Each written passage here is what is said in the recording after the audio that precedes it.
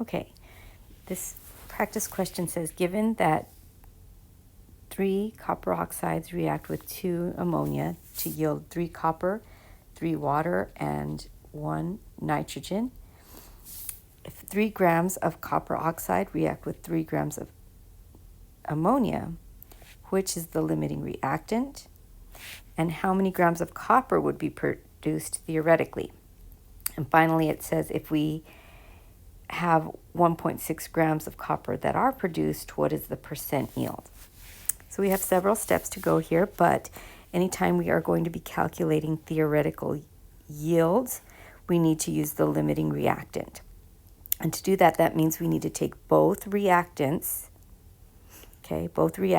and we need to solve for the grams of copper and see which one's the lowest amount.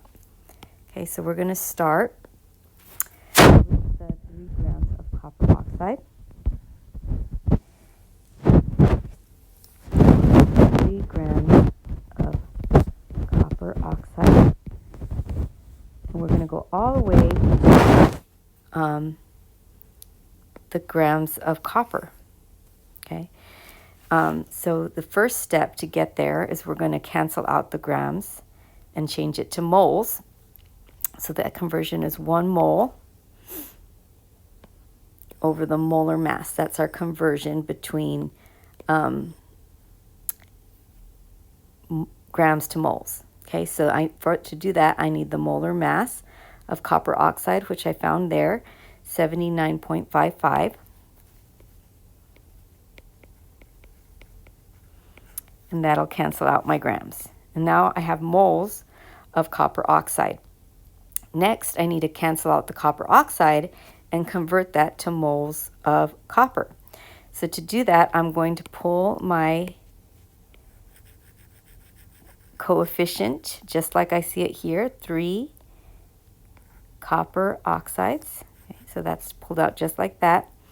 And then that cancels my copper oxide. And then I'm going to look for copper. So when I have to look for copper in the products, I have 3 different products here. But here I've got copper, and so that's the one I'm going to put on top. 3 copper. Next, I'm going to go and take the molar mass of copper, which I have here, and I'm going to put that on top so I can find the mass of the copper. 63.55 grams over 1 mole. So that cancels out my moles, and I'm left with grams of copper, which is what I was looking for. So now I'm going to take my calculator and I'm going to calculate the top line and then the bottom line. So I've got 3 times 63.55.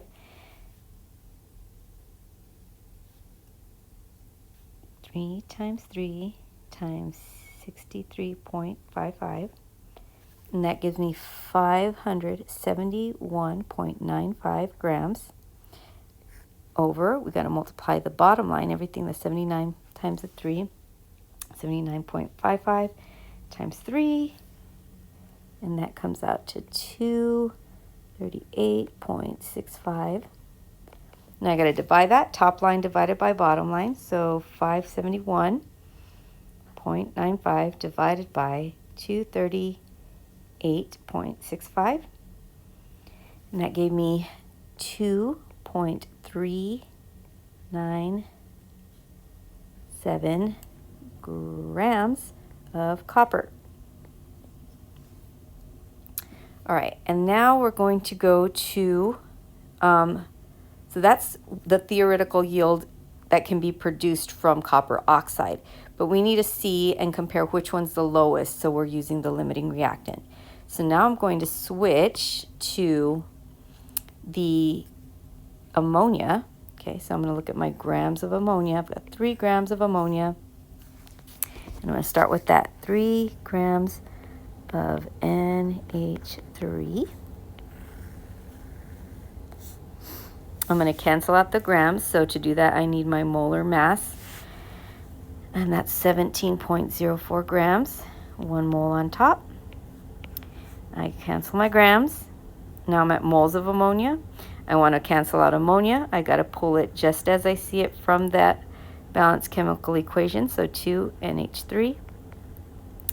And then I've got to change it to copper, right? Because I'm looking for how many grams of copper. And I want to know how many grams of copper can be produced from this amount of ammonia. So I got to pull my 3. I'm going to pull this 3 coppers into the formula here. And then at the top, I'm going to put, again, my molar mass of copper, 63.55 grams per 1 mole. All right. Now I'm going to calculate that out. 3 times 3 times 63.55. Well, that's exactly the same as the top line of the other one, 571.95. But our bottom line is different this time. So 17.04 times 2, and that came out to 34. Oops, got the eraser going here. 34.08. Okay, so now I've got 571.95 divided by 34.08. Let's try that again. I missed my decimal point. Okay, 571.95 divided by 34.08. That came out to 16.78 grams of copper. Okay, so that means which one produced the lowest? So the question was, what is my limiting reactant? Now remember, our reactants are over here. So it has to either be copper oxide or ammonia. So we got to look at our lowest product. And our lowest product was this one. Okay, so we have to look back to see what was our reactant that led to that. And that was the copper oxide. Okay, so our limiting reactant is copper oxide. Now it says how many grams of copper would be produced theoretically from your copper oxide. And so that's where we come back to this number, this 2.397 grams of copper could be produced theoretically. And remember, when you're showing your answers for theoretical yield, use your number, your unit, and your substance. Finally, if 1.6 grams of copper are produced, what is the percent yield? Okay, at this point, we're doing part over whole times 100. Any percentage is this. Okay, so we have an actual yield, which is this. This is our actual yield.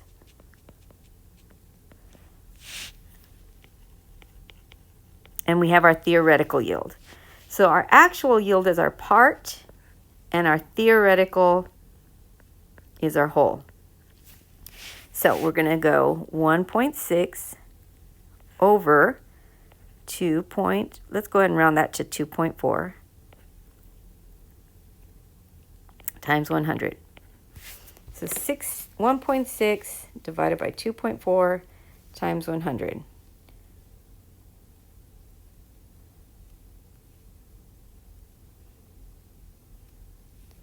And that gave me 66.7%. And that is our percent yield.